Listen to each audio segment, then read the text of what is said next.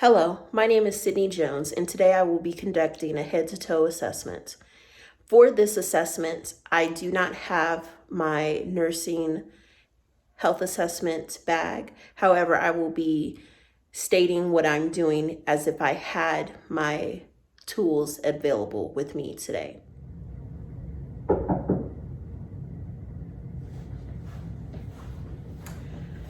Hi, sir. My name is Sydney Jones, and I'm a student nurse from Prairie View A&M University's College of Nursing, and today I will be conducting a head-to-toe assessment. Before I get started, I'm going to wash my hands, and then we'll get started.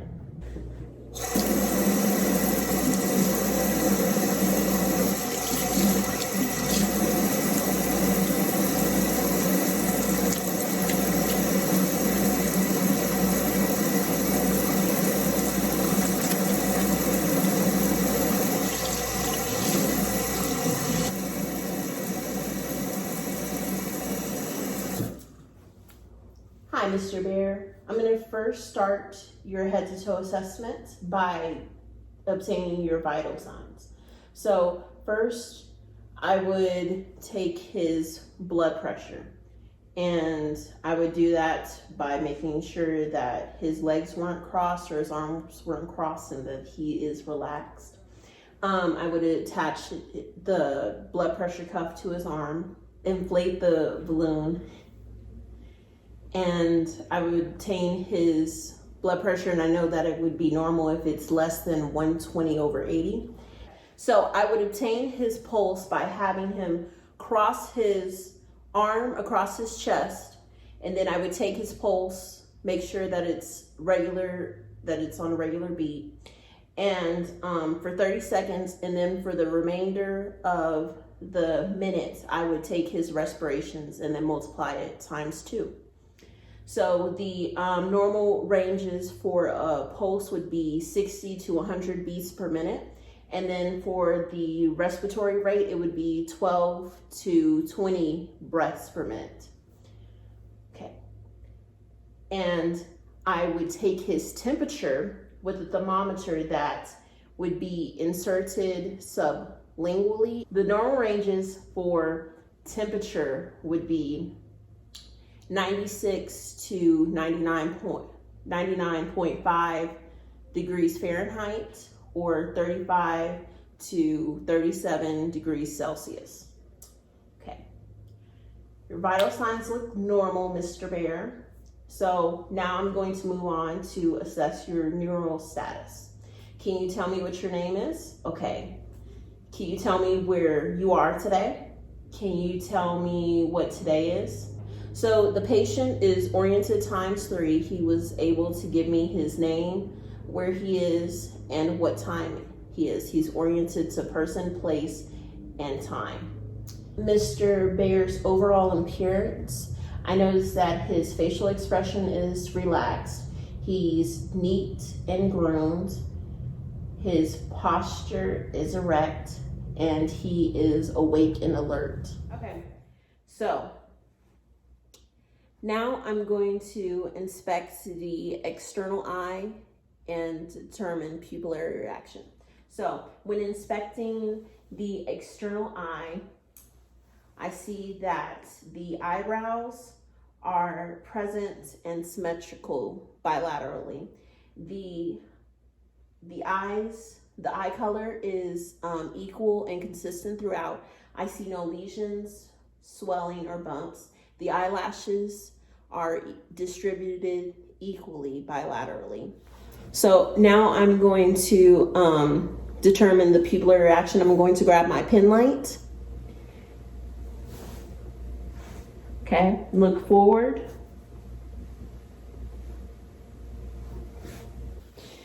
Thank you. I noticed that the pupils are equal and round bilaterally, and that they constrict equally bilaterally. Okay, so now I'm going to assess his arms. Okay, when I'm looking at his arms, I see that they're both equal in size bilaterally. The color is consistent with ethnicity. Okay, so now I'm going to palpate for temperature. Okay, so the the arms, hands, and fingers are warm to touch. Now I'm going to check for edema. Okay, absence of edema. Okay, so now I'm going to look at his hands and fingers. Okay, I see that it is absent of clubbing. So now I'm going to test for capillary refill. Okay. So the capillary fill was less than 3 seconds bilaterally. Okay, now I'm going to check for capillary fill in the hands. Okay, they're less than 3 seconds bilaterally. And now I'm going to check the radial pulses, 2+ bilaterally. Okay, so now I'm going to assess the legs. Okay, I look at the legs and I see that the hair is distributed evenly. I see no lesions or bumps.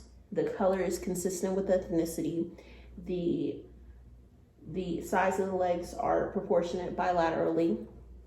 Okay, so now I'm going to don gloves. Now I'm going to palpate the legs for temperature and edema. Okay. Okay, now I'm testing for edema. Okay. The legs were warm to touch, however, the feet were cool to touch. There is an absence of edema in the legs. Now I'm going to palpate the posterior tibial. Okay. That's 2+ bilaterally. And now I'm going to palpate for the pedal pulses. Okay, they're 2+ bilaterally as well. Okay, so now I'm going to assess the posterior part of the respiratory system. So I'm inspecting the shape and the thoracic cavity is symmetric. I see no lesions or bump. Hair is distributed evenly. The thoracic cavity is symmetric.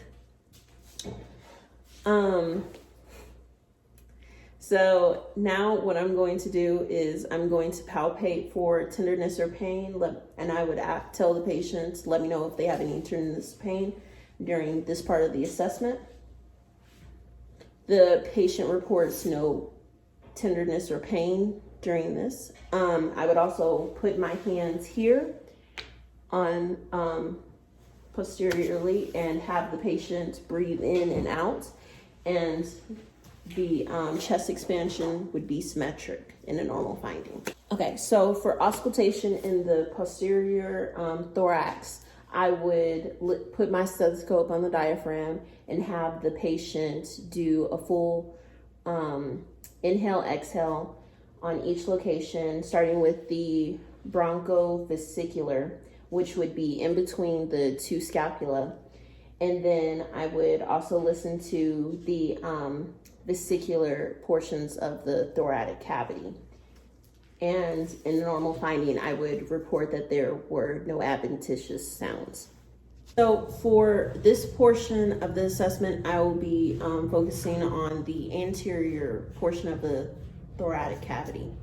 So first, what I'm going to do, I'm going to inspect the thorax for shape. It's symmetric. The color is consistent with ethnicity. I see no redness. I'm going to measure the anterior posterior to transverse diameter. I would take take it here on the side, measure it by the side, and then go over like that. And I would report that the anterior posterior to transverse diameter would be 1 to 2. Lesion. For the characteristics of the respirations for this patient, I noticed that the patient is relaxed when breathing. There's no adventitious noises that I'm hearing. I see no use of accessory muscles when breathing. The rate for this patient is between 12 and 20 breaths per minute. Now what I'm going to do is palpate for any pain and feel for masses. Okay, patient reports that there is no pain felt upon palpation, and nor did I feel any masses. So when auscultating for breath sounds, I'm going to put the diaphragm of my stethoscope on the patient's vesicular fields of the lungs, and I hear clear breaths over the lung fields. I heard no adventitious sound. Okay, so now I'm going to assess the abdomen. So I would have my patient expose their abdomen and lay flat on their back. So first, when looking at the abdomen, I see that the color is consistent with ethnicity. The umbilicus is midline.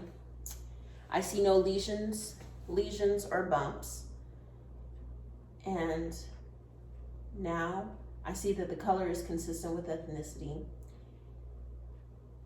Now I am going to auscultate in all the 4 quadrants: the right upper quadrant, the right lower quadrant, left upper quadrant, left lower quadrant. And in each quadrant, I would hear vowel sounds.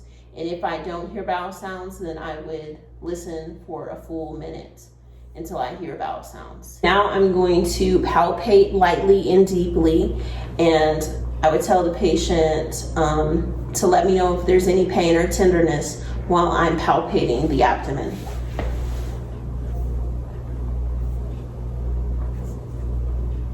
Okay, the patient reported no pain or tenderness. Okay, so now I'm moving into the cardiovascular portion of my head to toe assessment. First, I'm going to start by moving my patient to a semi-Fowler's position. Okay. Okay. So first, I'm going to inspect for neck pulsations, and I would grab my pen light and shine it on tell my patient to look to the side towards that way and inspect for no neck pulsations. And I would do it on each side. And there is a slight pulsation on the neck. There's a slight pulsation on the neck. So now I'm going to sit my patient back up. Okay, so now I'm going to palpate the carotid artery on each side. And there are 2+ bilaterally. Okay, so now I'm going to start by auscultating for heart sounds. Okay, starting with the diaphragm, I'm going to go to aortic, pulmonic, Erb's point, tricuspid, and mitral valve. Now I'm going to do it with the bell. Aortic, pulmonic, Erb's point, tricuspid, and mitral. I heard no S3 or S4 heart sounds, and no extra sounds were heard upon auscultation.